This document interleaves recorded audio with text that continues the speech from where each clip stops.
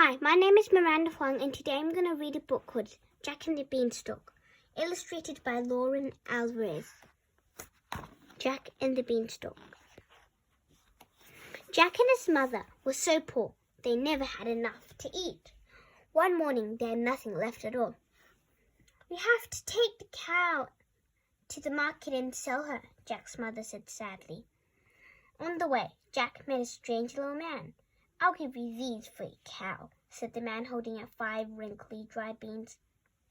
"I need money, not beans," said Jack. "Ah, but these are magic beans," said the little man. "If you plant them, they'll grow into a beanstalk so tall it touches the sky." "Amazing," said Jack. He gave it to his cow to the little man and took the beans and ran off home. But when he got home, he was in trouble. Big trouble. "What have you done?" "Jack, we need money, not beans," cried his mother, and she threw the beans out of the window. Poor Jack went to bed hungrier and gloomier than ever. In the morning, even his room seemed gloomy. His room seemed gloomy? Just a minute.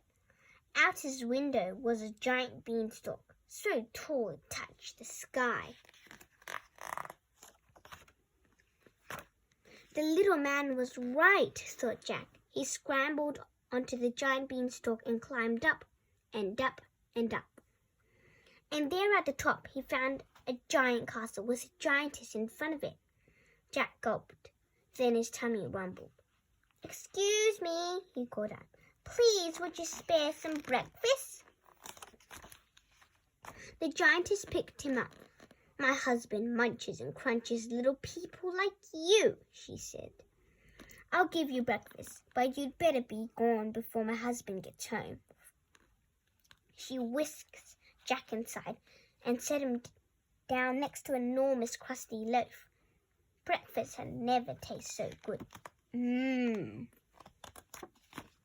But then, stomp, stomp, stomp.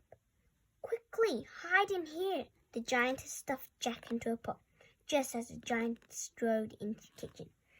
"Fee, fi, fo, fum. I smell the blood of an Englishman. Be he alive or be he dead, I'll grind his bones to make my bread." "Where is he?" demanded the giant, and he started to search the table. "You're imagining things," said his wife. "Eat up your breakfast while I bring your hen." She returned with the hen and put her on the table. "Lay," commanded the giant. Click! The bird laid a gleaming golden egg. With a grunt, the giant closed his eyes and began to snore. Zzz. The giantess lifted Jack out of the pot. "Run for your life," she whispered, but Jack had his eyes on the hen. He grabbed the hen and fled for the door. The bird let out a squawk, which woke the giant, who saw Jack and let out an furious roar. Jack dived out of the door and onto the beanstalk, with the giant hot on his heels.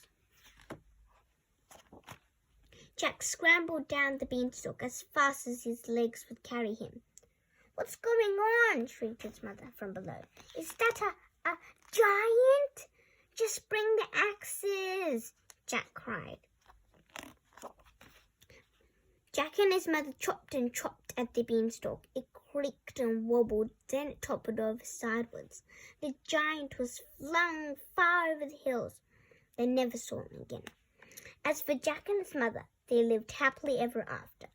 Each day, the hen laid a golden egg, so they grew rich, and Jack never climbed into the beanstalk. And that's the end of Jack and the Beanstalk. I hope you liked it.